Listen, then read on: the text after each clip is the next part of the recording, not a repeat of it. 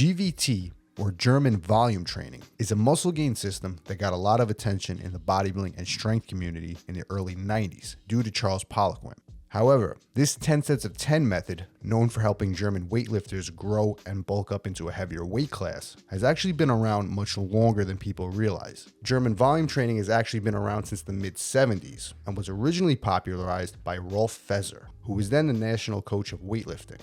A similar protocol to this system was also used and a staple by Vince Gironda, who was responsible for many of the impressive bodybuilding physiques and Hollywood actors in that same era. Now, regardless of which specific method or program design used by each of these trainers, the same basic formula was always applied. 10 sets of 10 reps on just one single exercise for the target body part. This is a method that I've covered extensively in one of my previous videos that covers a full detailed breakdown of how to run the system, as well as the exact splits, exercises, and routines. But today, we're going to dive deep into the actual workout itself, what you should expect, and how to get the most out of it. Now, to start off, the beauty of this system is its simplicity. You take one big compound movement that recruits a large amount of muscle fibers, and then you perform a high volume of sets and reps, 10 sets of 10 to be exact, using your 20 rep maximum. The theory is that by accumulating a massive amount of fatigue over 10 consecutive sets, growth is stimulated from the high volume of training, rather than performing just a few more intense sets.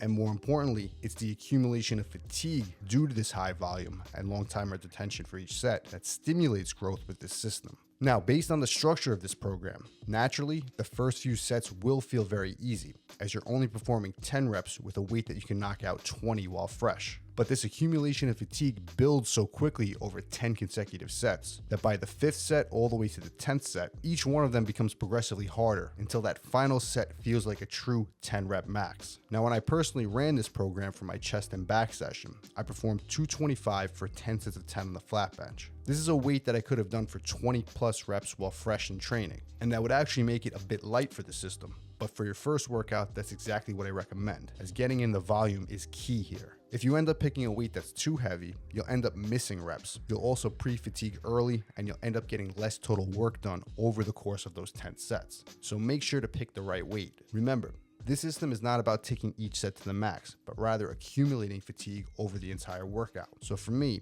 sets 1 and 2 of this workout felt like absolute warm-ups. Almost no pump, no fatigue, and little to no recovery period needed between each set. But the rest time between sets should be held consistent in this program, and the exact time will vary if done in a superset or straight set fashion. But generally, you're looking at 90 to 120 seconds between each set. Now for me, by the 3rd set, things started to change a little bit. The RPE, or rate of perceived exertion, started to climb. This is simply just a measure of how hard the perceived set is on a scale of 1 to 10. And while the RPE started to climb by set 3, it was still by no means a hard set. Just enough to feel a little bit of a pump and slight disruption to the target muscle. The pump and level of fatigue at this point remained fairly consistent over the next few sets, and only by set 7 did the pump actually start to increase beyond that.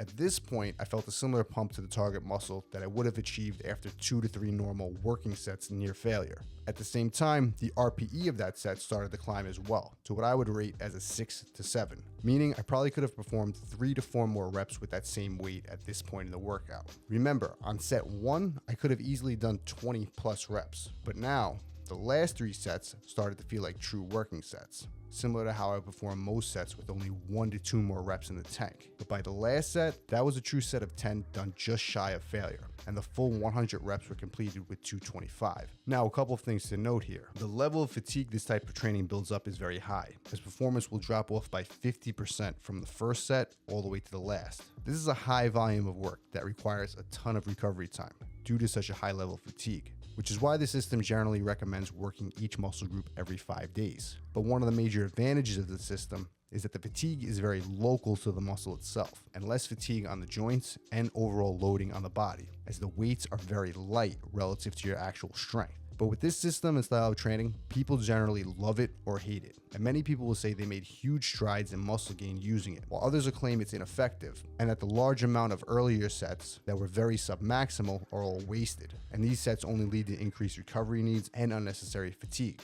While in theory, yes, those less demanding early sets don't provide the same stimulus for muscle growth as the later, more intense sets, but the overall break from heavy training on the joints, while also racking up a ton of volume, does actually have many benefits for muscle building in the long run. This is why a program like GVT or any training system should be periodized into your yearly training program, and not something that should be run forever. There's a time and place for pushing volumes higher, pulling them back, and any variable training can and should be used during the appropriate time, based on your own individual goals and needs. If you're looking to build mass and are coming off a lower volume, more intense system, German volume training will absolutely result in some serious muscular fatigue and will most likely result in lots of muscle soreness, but also improved training performance and ultimately more muscle growth. But try to run it year round and you'll notice the results you got after just 6 weeks of 10 sets of 10 won't keep coming. So I personally recommend for the majority of the year that most people train with a mix of heavier loading and higher volumes and frequencies, as specifically found in my old school 5-day mass gain program. But then, based on your own needs and specific goals, you should utilize specific volume periodization based on your own training and recovery abilities. For all my programs, you can visit the links below.